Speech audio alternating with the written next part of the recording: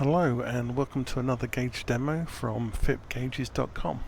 So today I'm going to show you my new altitude gauge. It's a radio altitude gauge and this was a custom request, so I'm only too pleased to oblige. Now let's start with the S buttons. Now on this gauge I'm not using any, so you're free to program the S buttons to do whatever you like, but they're not actually used on this gauge. Okay, so let's move over to the dials. So the left dial actually changes the warning height. So as you spin the left dial, the warning height flag moves around the dial face. So you set your warning altitude, and I'm going to set it at 300 feet. Okay, so now the right dial is the activation for the mini menu. Now the little blue LED in the right hand corner here indicates the menu control is the right dial.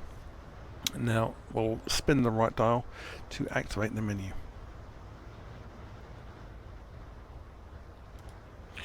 Okay, so the first option in the menu is the version and info. Now we'll spin the left dial and this will activate the instructions, and it shows you the current version at the top right hand corner there as well. So we'll turn that off with the left dial again, and using the right dial we'll change the menu to the next option, which is the side buttons. And we can activate that with the left dial, and this puts the side buttons on and it replaces the side gauges. Now the buttons can be labelled in SPAD.neXt, and there is a separate tutorial for buttons and button labelling, so please check that out. The next option in the gauge is warning volume. So when the altitude falls below the warning height, you'll get a little alarm sound every 5 seconds while you're descending below the warning height. Now if you start to ascend and you're below the warning height, the warning alarm will stop because you're back on a climb. So we can adjust the volume of this right here as well.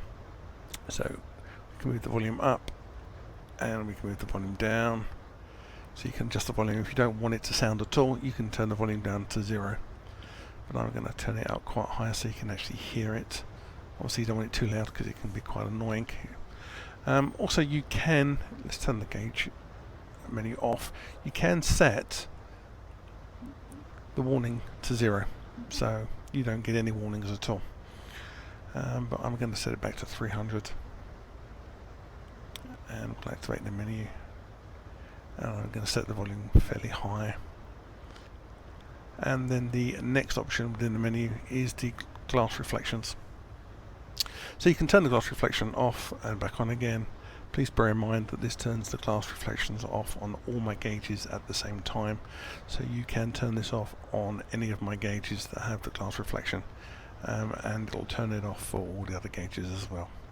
Okay, so now I'm going to give you a little demo of the actual gauge working. So let's turn the menu off, let's turn the buttons off,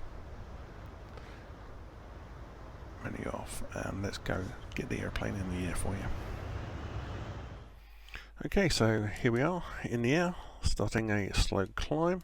I'm just going to take it above the warning height, and then I'm going to drop it down, just very, very slowly now. And when I get below the warning height, you'll hear the buzzer sound.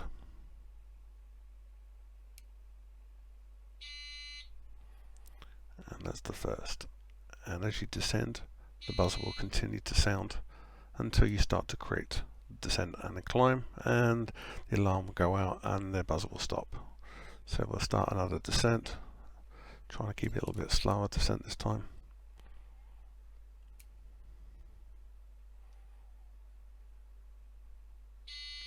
Okay, and all the way you're descending, every 5 seconds under the warning height, you'll get an alarm. Okay, and the moment you start ascending, it'll stop and clear. Okay, so that's the warning indicator. Now the last things to cover on the gauge is the vertical speed.